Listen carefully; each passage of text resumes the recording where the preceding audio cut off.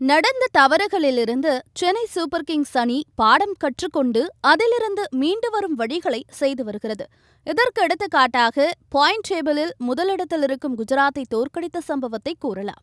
Batting, bowling, fielding அனைத்திலும் சிறந்த குஜராத்தை அவர்களின் சொந்த மண்ணிலேயே தோற்கடித்து சென்னை சம்பவம் செய்துள்ளது. இந்த நிலையில் சிஎஸ்கே வீரர்கள் சிவம் தூபே, பத்திரானாவால் களத்திலேயே தோனி கொந்தளித்த சம்பவம் வெளிச்சத்துக்கு வந்திருக்கிறது. போட்டியின் 10வது ஓவரை வீசிய தூபே தோனி சொன்னது போல பந்து வீசாமல் சொதப்பினார். ஃபீல்டிங்கில் இருந்த பத்திரானாவும் தோனி சொன்ன இடத்தில் ஃபீல்டிங் நிற்கவில்லை. இதனால் இருவரிடமும் தோனி சைகையில் கடிந்து கொண்டார்.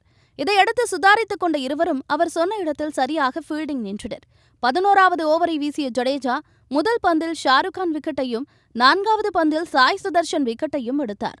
ஷாருக் கான் கொடுத்த கேட்சை பத்திரானாவும் சாய் சுதர்ஷன் கொடுத்த கேட்சை தூபேவும் பிடித்தனர். ஜடேஜாவின் 11வது ஓவரே ஆட்டத்தின் முக்கிய திருப்புமுனையாக அமைந்தது. ஒரே ஓவரில் 2 விக்கெட்டுகளை இழந்த குஜராத்தால் கடைசி வரை அந்த அடியிலிருந்து மீள முடியவில்லை. முடிவில் சென்னை அணி 83 ரன்கள் வித்தியாசத்தில் மாபெரும் வெற்றியை சுவைத்தது. தோனி சொன்ன இடத்தில் நின்று ஃபீல்டிங் செய்ததால் ஒரே ஓவரில் 2 விக்கெட்டுகள் சென்னைக்கு கிடைத்தன. இதை பார்த்த ரசிகர்கள், வயசெல்லாம் ஒரு விஷயமே இல்லை, தலைவன் என்னைக்குமே கெத்துதான் என்று தோனியை பாராட்டி வருகின்றனர்.